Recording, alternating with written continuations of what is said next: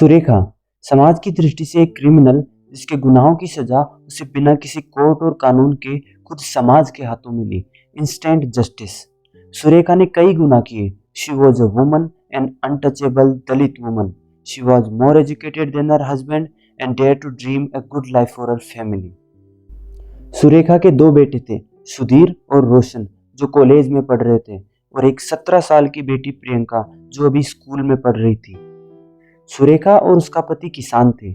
उनका परिवार ऐसे लोगों के बीच रहता था जो खुद को उनसे उच्च वर्ग का मानते थे। गांव की पंचायत ने ना तो उसे इलेक्ट्रिसिटी कनेक्शन लेने दिया और ना ही उसे एक पक्का मकान बनाने की इजाजत थी। गांव वाले ना तो नहर के पानी से उसकी फसल की सिंचाई करने देते थे और ना ही उसे गांव के पब्लिक वेल से पानी लाने की अनुमति थी। गांव वालों ने उसके खेत से पब्लिक रोड बनाने का प्रयास किया और जब उसने इसका विरोध किया तो लोग उसके खेत से अपनी बैलगाड़ी लेकर जाने लगे। उसकी फसल में अपने पालतू जानवरों को खुला छोड़ देते थे।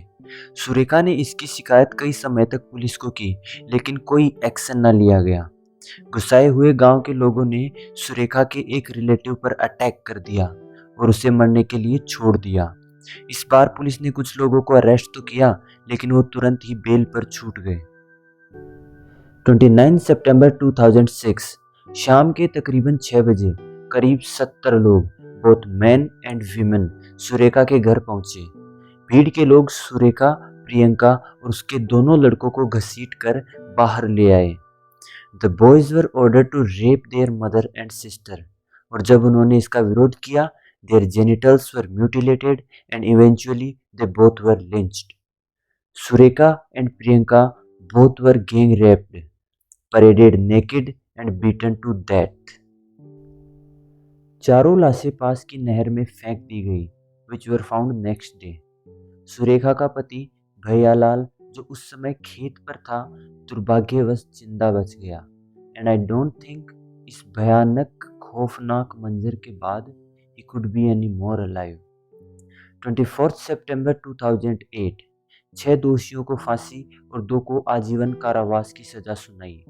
ये फैसला बॉम्बे हाई कोर्ट में चैलेंज किया गया। 14 जुलाई 2010 बॉम्बे हाई कोर्ट ने 6 दोषियों की फांसी को 25 साल की जेल और 2 दोषियों के आजीवन कारावास को भी 25 साल की जेल में बदल दिया। भैयालाल ने इस फैसले के अगेंस्ट अपील सुप्रीम कोर्ट में दर्ज करी। 20 जनवरी 2017 भैयालाल की मौत हार्ट अटैक के कारण हो गई and the case is still pending. Is it delay of justice और डिनायल ऑफ जस्टिस?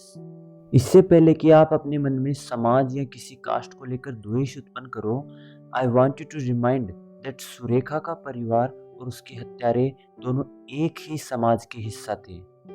इस हैवानियत को अंजाम देने वाले लोग पहले से कोई खूनी हत्यारे नहीं थे, वो भी हमारी तरह आम नागरिक ही थे।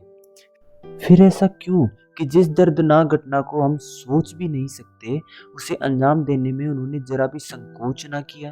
क्या इसका जिम्मेदार पूरा समाज है? तो फिर सजा सिर्फ 8 को ही क्यों? लेकिन क्या हम पूरे समाज को पनिश कर सकते हैं? और यदि ऐसा है तो ये कहाँ तक उचित रहेगा?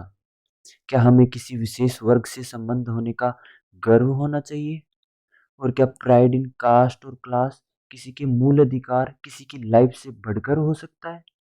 ऑनर के नाम पे लिंचिंग, क्या सच में ऐसे घिनौने कर्म आपके समुदाय के लिए गर्व की बात है? सुरेखा का परिवार समाज में उपस्थित 2 वर्गों के बीच की घृणा और द्वेष का शिकार हुआ। और यदि आप भी इस घटना से प्रभावित होकर समाज के प्रति घृणा और द्वेष का भाव रखते हो, तो आप इस गैप को खत्म करने के बजाय बढ़ावा दे रहे हो। Now you know the whole case. I'm gonna put 2 questions in front of you and I really want you to think it. You see, the society has done a diabolical act.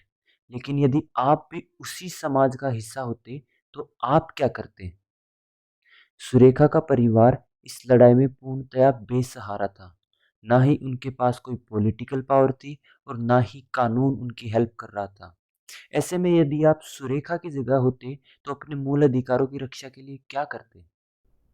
We all know society needs a change, but can we bring it? I don't want you to put any hashtags or slogans.